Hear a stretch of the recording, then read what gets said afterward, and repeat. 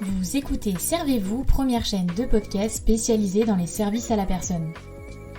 Retrouvez-nous un mercredi sur deux dès 7h pour un tout nouvel épisode en solo ou en compagnie d'un des acteurs du secteur. On y parlera actualité, témoignages d'entreprises ou encore décryptage de thématiques. Co-animé par Coralie et Capucine, Servez-vous est propulsé par Aladom, site de mise en relation dans le secteur des services de proximité entre particuliers et professionnels. Rejoignez l'aventure en vous abonnant à notre chaîne Servez-vous ou en nous rejoignant sur Instagram. Bonne écoute!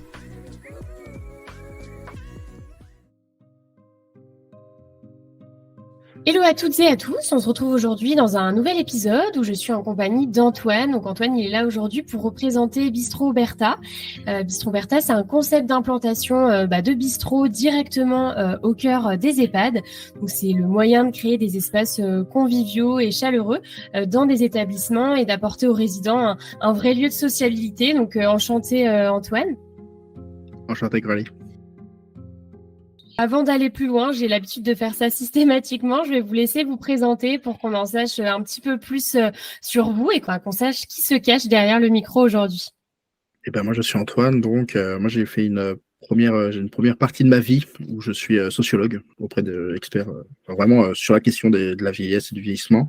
J'ai dirigé un pôle recherche pendant de nombreuses années et puis il y a quelques temps j'ai quitté cette activité qui était très intéressante, mais j'avais envie d'une activité plus entrepreneuriale, quelque chose qui me permettait de me mettre de l'autre côté. Et donc, je suis passé de sociologue à entrepreneur. Et comme vous l'avez dit, en ce moment, on travaille sur Bistro Bertha, qui est un concept assez simple à comprendre, en fait, puisqu'il s'agit de prendre un EHPAD et de lui demander de nous mettre à disposition un espace sur lequel on va mettre un bistrot, un vrai bistrot, hein, avec ouvert à tout le monde, avec une licence d'alcool. Et nous, c'est ce qu'on fait. Et puis, c'est là-dessus qu'on se confronte en ce moment.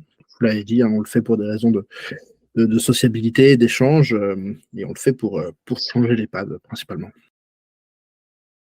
Et c'est ça, aujourd'hui, on est là pour parler de Bistro Bertha. Vous avez commencé du coup là à échanger un petit peu là-dessus.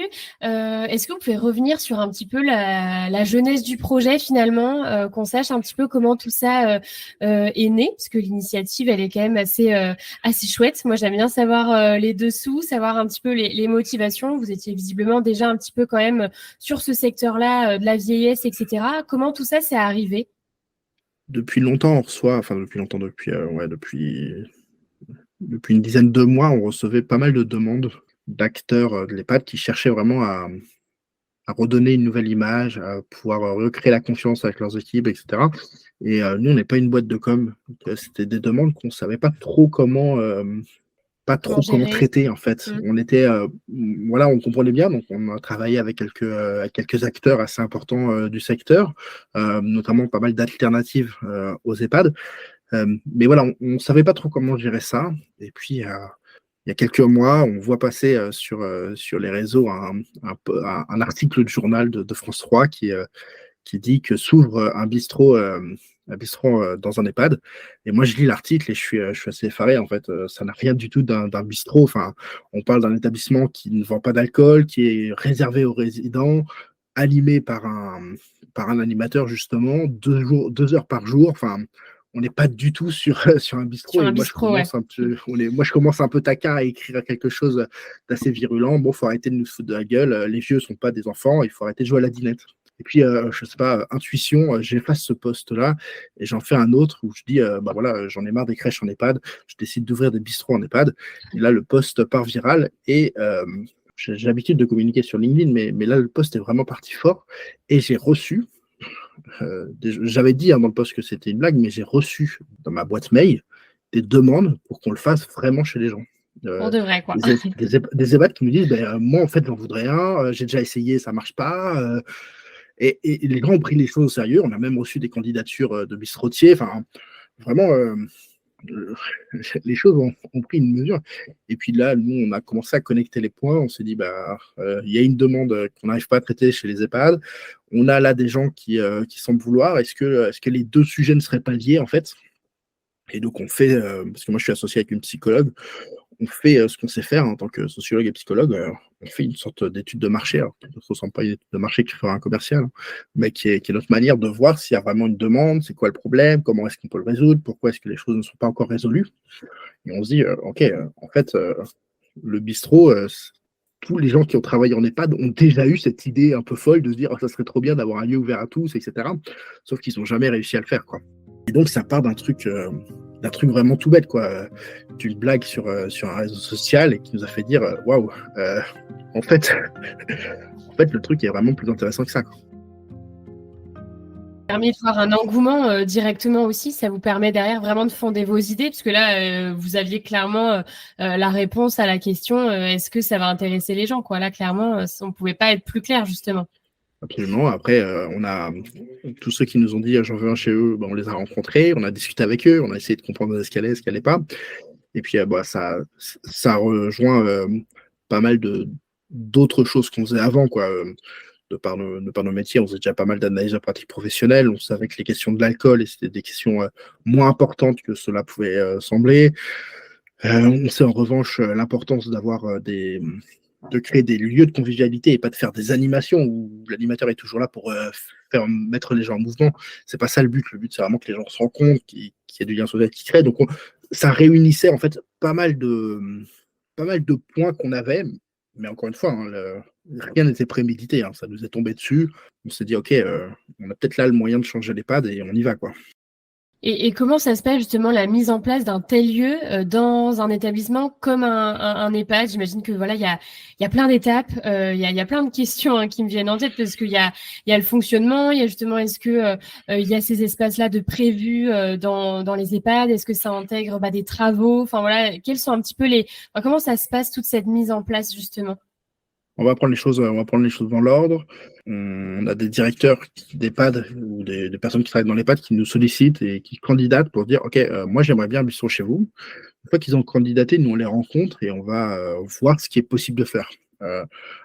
Techniquement, est-ce qu'on a la place? Est-ce que si on n'a pas la place, on peut s'installer en extérieur? Est-ce qu'il y a les sanitaires? Est-ce qu'ils sont possibles? Est-ce qu'il y a des travaux à faire ou pas? Donc, techniquement, il faut valider que c'est jouable. Et comme nous, ce qu'on va construire, c'est quelque chose qui va être un vrai commerce, indépendant de l'EHPAD, un vrai bistrot. Le chiffre doit être fait, on va dire, comme tout commerce, en fait, il doit être rentable. Si on ne veut pas que le projet s'arrête, il faut qu'on valide par une étude de marché qu'il y a une pertinence à créer sur ce lieu-là un bistrot. Okay. Donc, une fois qu'on a validé que techniquement c'était possible et qu'économiquement c'était possible, alors on peut continuer. Et donc là, ça passe par pas mal de choses. On va estimer les travaux, on va voir combien il nous faut au total pour faire l'enveloppe. On essaye, autant que faire se peut, que ça ne coûte rien à l'EHPAD, déjà parce qu'il n'a pas le budget, mais en tout cas que son budget d'exploitation ne soit jamais pris. Alors des fois, ils ont des budgets rénovation et c'est très bien, on peut les prendre puisqu'on va vraiment rénover son établissement, mais la plupart du temps, on n'a pas de budget, donc il faut qu'on aille trouver des financements. Il y a plein de manières de trouver des financements. Ça peut être du sponsoring, ça peut être aller chercher de l'argent au sein du groupe de l'établissement, ça peut être demander d'entrer dans les appels à subvention de la conférence des financeurs, par exemple, etc. Donc, on a plusieurs manières d'obtenir ça. Bistro Bertha investit dans chacun des établissements qu'on va exploiter. C'est-à-dire que nous-mêmes, on met une grosse somme à chaque fois, parce qu'une fois qu'on décide que c'est possible d'ouvrir, on veut que ça ouvre, donc on y participe aussi. Et une fois qu'on a vraiment une idée précise de combien ça va coûter, d'où est-ce qu'on va trouver le financement, après c'est assez classique, hein, on va dire qu'on a une grosse étape qui est un travail de travaux, construction. Il faut que le lieu se crée. Alors des fois, on a déjà un espace à disposition, mais c'est pas un bistrot. Des fois, il y a un comptoir, mais on est encore très loin de ce qu'est vraiment un bistrot. Ça veut dire que nous, par exemple, puisque c'est un établissement qui est dans l'établissement, mais c'est un autre établissement qui n'est pas l'EHPAD, il faut qu'il y ait une possibilité de cloisonner. Il ne faut pas que les gens du bistrot puissent rentrer dans l'EHPAD, mais il faut que les gens de l'EHPAD puissent accéder facilement au bistrot. Donc on a des petites contraintes comme ça, par exemple. Donc voilà, il y a quand même toujours des travaux. On refait la façade pour que la façade ressemble vraiment à un bistrot. Bref, on a cette partie travaux. Et puis ensuite, on a une partie qui est une partie plus exploitation. Et l'investissement que fait Bistro Bertha sert à cet élément-là. Donc sur l'exploitation, on a des choses très classiques comme tous les équipements professionnels qu'il faut pour faire tourner une cuisine, enfin une cuisine et un bistrot. Les machines à café, les tireuses à bière, les frigos, les armoires à alcool, etc. On a systématiquement un vrai bar, un vrai comptoir Un sur vrai les gens comptoir, lesquels peuvent venir parce que ça reste quand même hyper important pour que les gens qui sont seuls et tout puissent avoir ce contact avec le bistrotier. Là, puis on a tout le mobilier qui coûte assez cher. Et puis il y a d'autres choses qui sont importantes à comprendre, c'est que on va avoir besoin d'un permis d'exploitation, d'une licence de débit de boisson. On va avoir besoin de rentrer dans les clous de côté sécurité, puisque c'est un ERP qu'on fait, côté sanitaire. Bref, on a toute une enveloppe, on va dire, un peu légale, un peu juridique qu'il faut régler. Et puis ensuite, c'est comme toute boutique. Avoir les murs, c'est bien. Avoir le droit de les exploiter, c'est encore mieux. Avoir quelque chose à vendre dedans, avoir quelqu'un qui va pouvoir faire ce travail-là de commerçant, c'est indispensable. Et donc, on va recruter un bistrotier, on va le former, on va lui créer une offre commerciale avec lui, et puis on va s'occuper de toute la partie communication, parce que le but, encore une fois, c'est que les gens viennent dans le bistrot. Parce que sinon, économiquement, ça va s'effondrer. Deux, tout le but, c'est que l'EHPAD redevienne un lieu de vie tel qu'il est censé être. Il y a vraiment plein de dimensions au final dans le projet. Et juste du coup, une petite précision, les personnes extérieures du coup à l'EHPAD, hors résidents, je veux dire, peuvent venir dans ce bistrot-là. Peuvent, mais ils doivent. Encore une fois, c'est ça. Ça n'a aucune viabilité économique, ou alors c'est sur financement public, mais ça n'a pas de sens pour nous de créer des choses qui seraient comme ça. Non, il faut que ça soit un commerce viable, et pour cela, le chiffre, il ne peut pas être fait sur les résidents qui n'ont pas des budgets de quoi faire vivre un commerce. Non, il faut vraiment recréer un bistrot et faire venir l'extérieur au sein de ce bistrot. Et il y a un vrai alignement d'intérêt entre l'EHPAD qui, lui, a besoin d'ouvrir pour montrer que ce n'est pas une prison, qui a besoin de créer des lieux de convivialité pour ses résidents, qui a besoin d'un espace pour pouvoir accueillir les familles autrement que dans une chambre qui est rarement jolie. On a cet entraînement-là. Nous, on a un vrai intérêt à ce que le bistrot fonctionne, puisque c'est aussi là-dessus, nous, que Bistro Bertha, on va se rémunérer. Et puis, le bistrotier, lui, il a besoin que ça fonctionne pour faire son chiffre d'affaires. Et donc, on a vraiment cet alignement d'intérêts qui est au cœur de ce projet. Oui, c'est ce que j'allais dire. Il y a vraiment une mission de créer des lieux de convivialité pour justement effacer un peu ce côté, vous le disiez juste avant, ce côté un peu prison, ou même ce côté on va avoir tendance à infantiser un petit peu les personnes âgées, alors qu'en fait, c'est des adultes qui ont envie, comme tout le monde, d'avoir des moments assez légers dans leur journée et de se retrouver autour d'un café, de jouer aux cartes, d'échanger. Et effectivement, vous donniez l'exemple des familles. Je trouve ça hyper intéressant justement en tant que famille, en tant que proche, de se dire qu'en fait, on va voir notre grand-père ou notre père même, dans un bistrot, dans un cadre un petit peu plus léger, un petit peu plus souple, et où peut-être aussi le dialogue va être plus simple à initier, quoi. On n'est pas dans quatre murs assez tristes, effectivement, et ça met un petit peu en avant, j'imagine aussi, les valeurs que vous portez derrière ce projet. Finalement, il y a vraiment une dimension sociale qui est hyper importante. C'est vraiment de recréer de l'échange tout simplement, et de leur apporter un lieu de vie finalement pour échanger avec les résidents ou pas, en fait. Ouais, je dirais que d'abord, ce qui nous drive, nous, c'est une manière de considérer la personne âgée. Et on a cette idée qui est très forte chez nous, qui est que même vieux, on reste adulte. On reste adulte jusqu'au bout de sa vie. Ça veut dire que l'autonomie est hyper importante. C'est quelque chose qu'on doit travailler. C'est quelque chose de jamais acquis. C'est quelque chose qu'il faut toujours travailler et auquel il ne faut jamais renoncer. Et même des personnes en situation de grande dépendance doivent pouvoir exercer au maximum de leur capacité leur autonomie. Alors évidemment, des fois, on va dire que c'est une échelle. Le 100% autonome, qu'est-ce qu'on vise, reste ce qu'on vise. Ce n'est pas toujours réalisable en fonction des dépendances de chacun. Mais voilà, encore une fois, être dépendant ne signifie pas ne plus avoir d'autonomie. Et même sur les personnes qui n'ont pas d'autonomie, ils doivent être accompagnés au regard de ce qu'ils auraient aimé quand ils auraient pu exprimer cette autonomie. Et ça, c'est un point hyper important. C'est vraiment la première de nos valeurs, quoi. C'est ça qu'on veut défendre. Et on sait que ça, c'est quelque chose qu'une partie des établissements partagent avec nous, et c'est aussi quelque chose qu'une autre partie ne partage pas du tout. Et donc nous, on veut montrer qu'on peut changer l'EHPAD, on peut remettre cette question d'autonomie au cœur de l'EHPAD, même si c'est encore une fois quelque chose où les personnes sont plus qu'ailleurs en une situation où leur autonomie est remise en question. On veut montrer que c'est possible d'avoir un autre EHPAD. Donc ça, c'est vraiment un peu le deuxième de nos combats, quoi. C'est au-delà de l'autonomie et de ce qu'est une personne âgée, l'EHPAD ne doit pas être une prison, l'EHPAD doit être un lieu de soutien de cette autonomie, d'encouragement, de facilitation, y compris dans des situations de dépendance ou dans des situations de perte d'autonomie. Est-ce que vous savez justement, alors ma question est peut-être pas forcément bien formulée, mais est-ce que vous savez s'il y a des personnes justement qui sont très malades ou atteintes, par exemple, vraiment, comme vous disiez, elles manquent vraiment d'autonomie. Est-ce que vous savez s'il y a une limite d'accès justement au bistrot pour ces patients-là?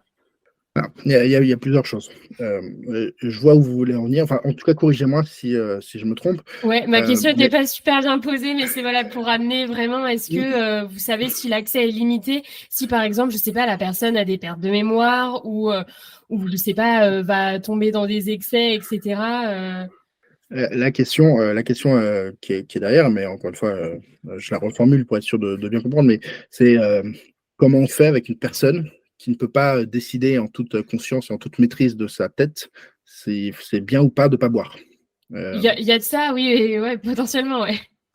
Bon, en fait, on a déjà une grosse majorité des personnes en établissement, et j'insiste là-dessus parce qu'on a vraiment une représentation qu'une fois qu'on en est pas, il n'y a plus rien qui fonctionne. C'est aussi pour ça que je voulais poser la question, parce que je me dis que ça peut être assez intéressant justement de casser cette image-là pour remettre un petit peu les choses à leur place, on va dire.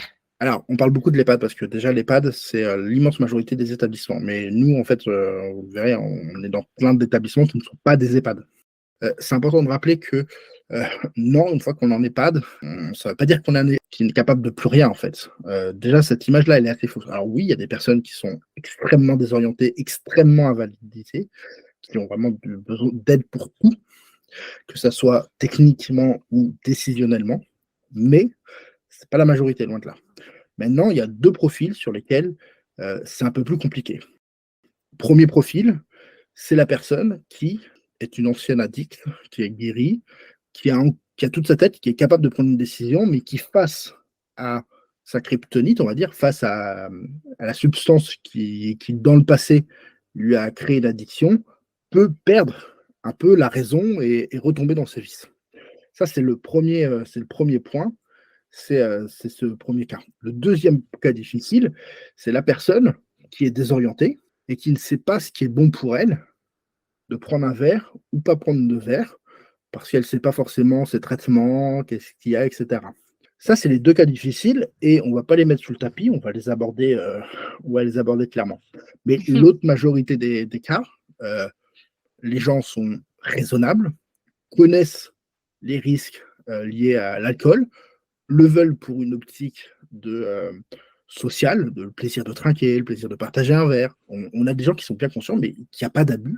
Ils connaissent les risques, ils savent ce qu'ils font, ils connaissent les médicaments qu'ils prennent, même s'ils ne les connaissent pas dans le détail. Ils savent très bien que si en ce moment ils sont sur des gros médicaments, ils ne vont pas prendre d'alcool. Encore une fois, l'immense majorité est extrêmement raisonnable. Maintenant, passons à ces deux situations-là qui peuvent arriver. Qui peuvent arriver. Alors, le cas des addicts est quand même beaucoup plus rare qu'on voudrait nous l'entendre dire, hein, pour une raison très simple. C'est que l'espérance de vie d'un alcoolique est quand même bien moins élevée que l'espérance de vie des autres personnes. Oui, voilà. Donc forcément, il y a moins de personnes en EHPAD. Oui, voilà, c'est ça. Disons les choses. Mais non, il en existe réellement.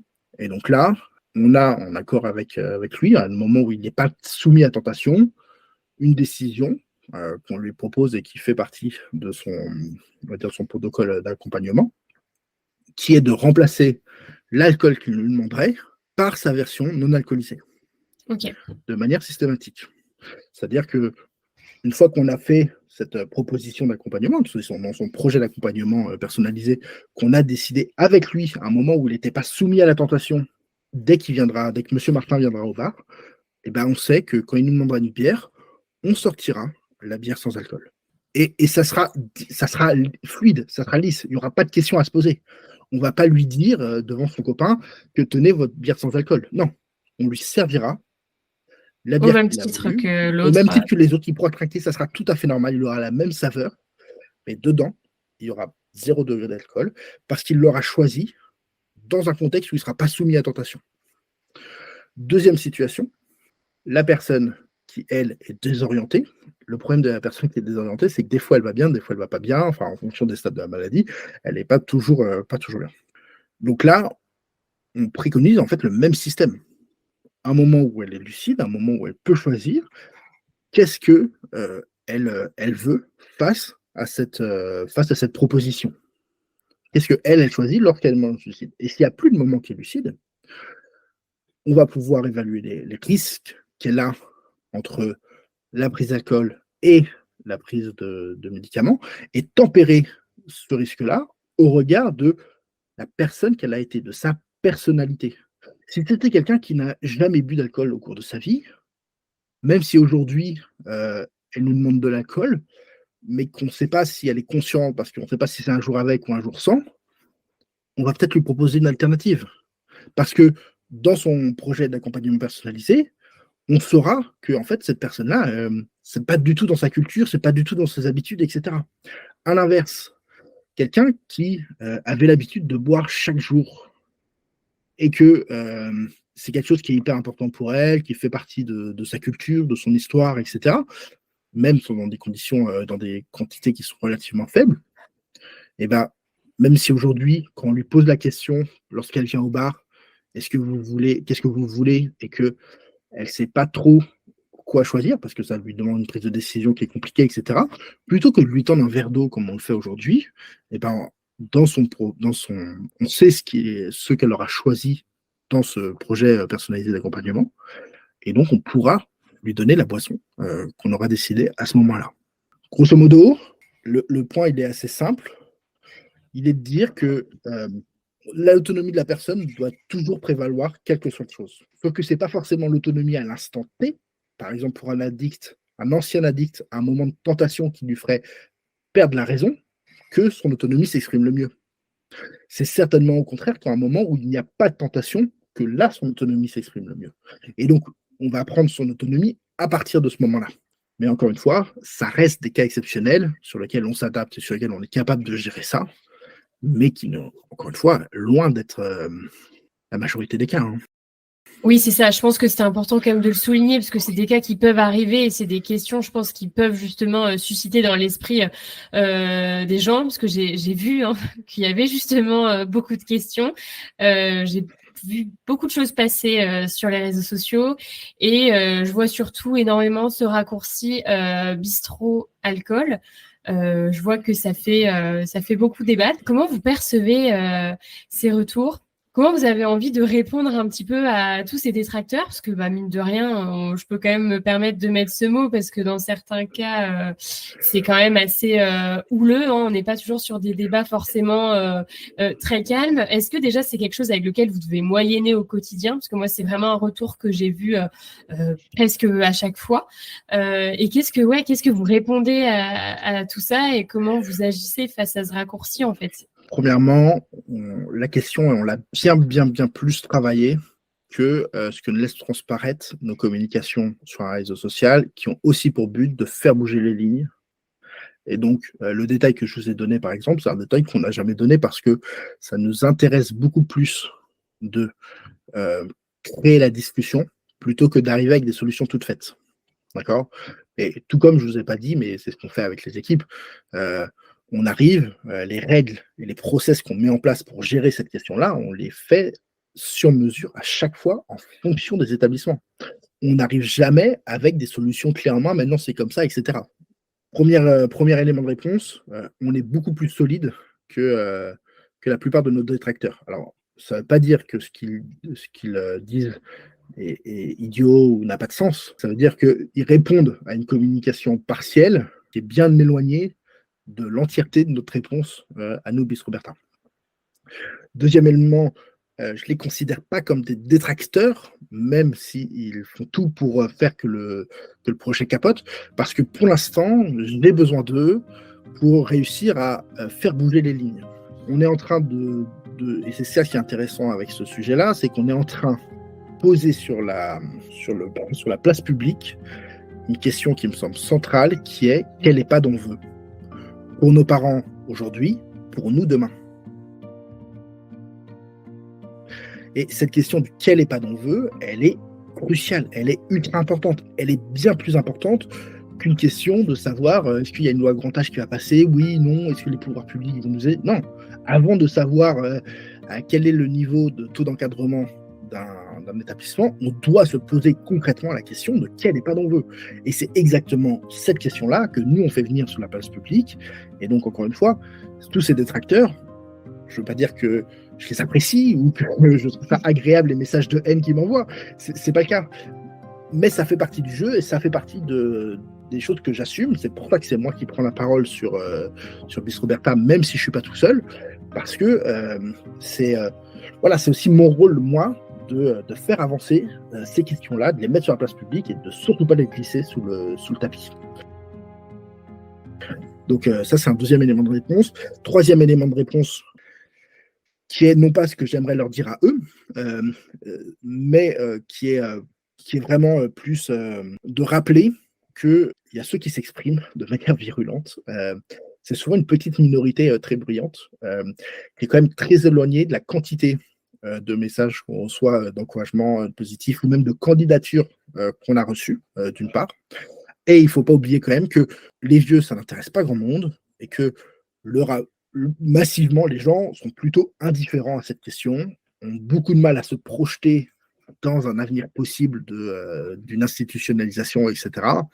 Et donc, il faut rester assez humble sur le fait que même si ce sujet, à vous Coralie et à moi, sont des sujets de préoccupation un peu majeurs et à tous ceux qui participent à ce débat, on va dire que dans le grand public, on peut le regretter ou pas, peu importe, ça reste quand même pas une préoccupation majeure, les vieux. Je trouve ça bizarre, cette espèce de déni. Non, mais vieux, on verra quand on sera vieux. Bon, ok, mais voilà, en tous les cas, il faut rester très cohérent. Oui, je pense que notre combat est juste et bénéfique. Je ne pense pas que mes détracteurs soient des grands méchants. Je ne pense pas qu'il y ait de gentils, il y a des méchants. Je pense qu'il y a des gens qui ont peur, il y a des gens qui ont envie d'essayer autre chose. Je pense que c'est vraiment comme ça que ça se traduit. D'ailleurs, on le voit là sur le dernier post que j'ai publié. Au début, ça parle de danger que prendraient les vieux. Et dès qu'on discute un petit peu dans les commentaires, et allez voir, c'est très intéressant, hein, mais tous ces défenseurs du non-danger que doivent prendre les vieux se transforment tout de suite sur la question de la responsabilité du directeur. Et en fait, le danger, ils ne veulent pas qu'il y ait de danger, non pas pour les résidents, ou pour les personnes âgées de manière générale, ils veulent qu'il n'y ait pas de danger pour eux, directeurs d'établissement, contre qui la famille pourrait se recouper. Je pense de positionnement et de vision aussi de comment on regarde le projet. Moi, encore une fois, ce que je vois à travers ça, c'est vraiment le côté, proposer un endroit en fait où à tout âge, dès qu'on est majeur, évidemment, on apprécie se rendre. En fait, c'est un endroit où on va retrouver sa famille, des copains, où on va se retrouver autour d'une table, qu'on va faire un jeu. Enfin, en fait, c'est toutes ces choses-là, tout ce que ça implique en fait, que je trouve ça hyper intéressant de reproposer finalement à un public qui est quand même justement assez grand et dans une grande majorité des cas en capacité de savoir ou non s'il veut s'y rendre en fait. C'est vraiment moi ce côté justement convivial et social en fait. C'est vraiment cette dimension-là moi que je retire du projet. C'est plus comme ça que moi je le vois. Mais après c'est une question de point de vue, je pense. Mais c'est le but, hein, vous avez absolument raison. Hein. On se concentre sur l'alcool parce que c'est un des sujets que vous avez abordé, mais en fait, on s'en fout de l'alcool, c'est un faux problème, l'alcool. Si on met l'alcool, c'est pas pour enivrer les gens, c'est ce qu'on dit, nous, souvent. On fait pas de la bière, on met pas de la bière dans des EHPAD pour que les gens puissent s'enivrer, on met de la bière pour qu'ils puissent en commander. Le but, c'est que les gens puissent en commander, c'est ça l'important, c'est qu'on respecte leur autonomie, c'est le premier point. Deuxième point, si on utilise l'alcool, c'est parce qu'on fait des bistrots ouverts au grand public et on veut que le grand public vienne dans l'établissement. Sinon, il n'y aurait aucun intérêt. Si c'est pour faire une buvette pour les résidents, oui, c'est pas le sujet. Il n'y a pas d'intérêt, ça ne changera rien. En revanche, faire un lieu qui va permettre de remettre l'EHPAD au cœur du village avec un vrai bistrot, quelque chose qui n'existait pas dans le quartier, refaire une vie de quartier, ça a du sens. Ça a énormément de sens. C'est ça un vrai lieu de convivialité. C'est un lieu où on n'a pas besoin d'un animateur qui gesticule pour que les choses se passent. Et donc c'est ça qu'on veut créer. Et pour ça, pour faire venir l'extérieur à l'intérieur, ça nécessite de respecter un certain nombre d'habitudes, d'usages que les gens ont. Et d'usages qu'ont, c'est de pouvoir aller au bistrot, des fois commander un café, des fois commander une bière, sans imaginer tout de suite ivresse ou quoi que ce soit. Encore une fois, c'est un vrai bistrotier qu'on met dedans. Il a une licence de débit de boisson, il a le droit de refuser des ventes. Il y a peu de commerces qui ont le droit de faire du refus de vente, lui, il a le droit. C'est sa responsabilité s'il fait n'importe quoi. La nôtre aussi. Donc, on n'a pas du tout envie de faire n'importe quoi. Enfin, c'est pas l'objectif. C'est clairement pas l'objectif, quoi. Tout de suite, dès qu'on parle d'alcool, les gens s'imaginent une fontaine à whisky. On boirait ça comme du petit lait, quoi. Mais clairement pas. Hein. Déjà, il faut les acheter, les boissons. Et à l'heure actuelle, il y a combien de bistrots justement qui ont vu le jour et quelles sont vos ambitions pour la suite? Alors, on en a un bon nombre en construction. On n'a pas encore communiqué le nombre en construction là-dessus, mais on en a pas mal qui arrivent pour le premier trimestre 2000. Et si on s'en sort bien, on en a un petit peu qui devrait arriver en fin 2023. Mais ça devrait être pile poil la limite entre les deux. Il faut savoir que ça met à peu près 6 mois quand même à monter un bistrot. Okay. C'est pas très rapide. Nous, on est capable d'aller beaucoup plus vite, mais on a 2 freins. Premier ralentissement, qui est la question du financement. C'est-à-dire qu'au moment où on prend la décision d'y aller, en fait, on n'y va réellement que quand on a une bonne idée de comment est-ce qu'on boucle le tour de financement. Parce que comme nous, on met de l'argent, on va être sûr que ça aille au bout. Ça, c'est le premier point. Le deuxième point, c'est que en ce moment, on a un peu de mal à faire travailler les entreprises de bâtiments. Ok. C'est très bête, hein, c'est très terre à terre, mais à chaque fois, c'est que des travaux avec plusieurs corps de métier, etc., qu'il faut essayer à coordonner. On n'est pas toujours sur place. Et donc, c'est pas. On peut avoir quelques surprises des entrepreneurs qui viennent pas. Et puis vous, ça vous fait avoir vraiment plusieurs casquettes pour le coup. Vous devez penser à. Ah bah nous, la promesse qu'on fait aux EHPAD, c'est assez simple. Hein. C'est on va tout gérer de A à Z. Et oui, mais Z, c'est-à-dire qu'on va aussi gérer l'après. Une fois qu'il sera ouvert, on va gérer l'exploitation. Et la promesse, elle est assez simple. Hein. On gère tout et ça ne coûte rien. Donc ensuite, il faut assumer, il faut délivrer. Le ça ne coûte rien, il faut le comprendre. Ça veut dire que ça ne doit pas peser sur les budgets d'exploitation de l'EHPAD. C'est-à-dire que les budgets de travaux, on peut les prendre. Les budgets du groupe d'EHPAD, par exemple, si on veut aller chercher des financements, il faut que le groupe d'EHPAD montre qu'il est partie prenante. Donc aujourd'hui, par exemple, si on a un EHPAD Korian qui voudrait faire les choses, mais si Korian ne met pas la main à la pâte au niveau groupe, même sur une petite enveloppe, nous, on n'y va pas. Parce qu'on ne va pas demander à un sponsor, à un partenaire de se positionner si la maison mère du groupe n'y va pas. Ouais. Donc voilà, c'est ce genre de choses. Donc on a cette question du financement. Et puis sur les travaux, là j'avoue que on s'occupe de tout ça. On fait travailler les architectes, on fait travailler les maîtres d'œuvre, etc. On s'occupe de toute cette partie-là, quand même aléatoire en fonction des territoires.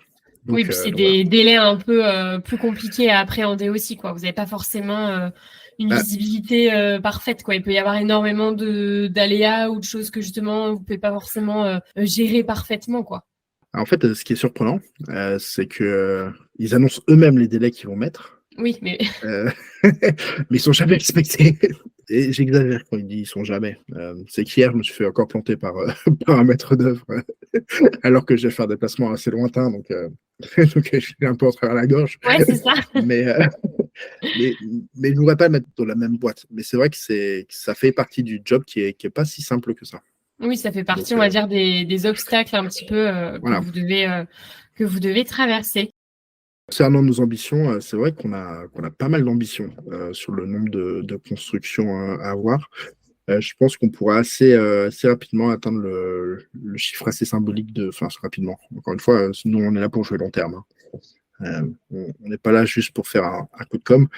Mais je pense que si on y arrive, si le modèle fonctionne bien, on arrivera à 100 bistrots, au chiffre symbolique de 100 bistrots. C'est une target qu'on s'est fixée pour montrer qu'un autre EHPAD est possible. pas seulement le faire une fois ou deux, mais vraiment le faire beaucoup de fois, dans des cas différents, avec à chaque fois des établissements différents.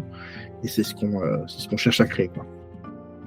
C'est un bel objectif parce que justement, vous venez de le dire, mais il y a un autre sens derrière, quoi. C'est de créer une autre facette de l'EHPAD, de créer autre chose que ce qu'on a en tête. Donc, je vous remercie pour cet échange, pour votre transparence aussi dans les réponses. C'est quelque chose que j'apprécie parce que c'est vrai que voilà, l'idée ici c'est vraiment d'échanger et d'apporter les réponses les plus claires et de répondre aux questions que les auditeurs peuvent se poser au même titre que moi. J'ai beaucoup apprécié moi parler de ce projet-là qui à titre personnel je trouve vraiment chouette et voilà, encore une fois merci. Avec plaisir, Coralie. Et voilà, cet épisode est désormais terminé. Comme d'habitude, j'espère qu'il vous aura plu. Et encore une fois, comme d'habitude, j'ai pris beaucoup de plaisir à le faire. En tout cas, je vous dis à très bientôt pour un prochain épisode. Et d'ici là, prenez soin de vous.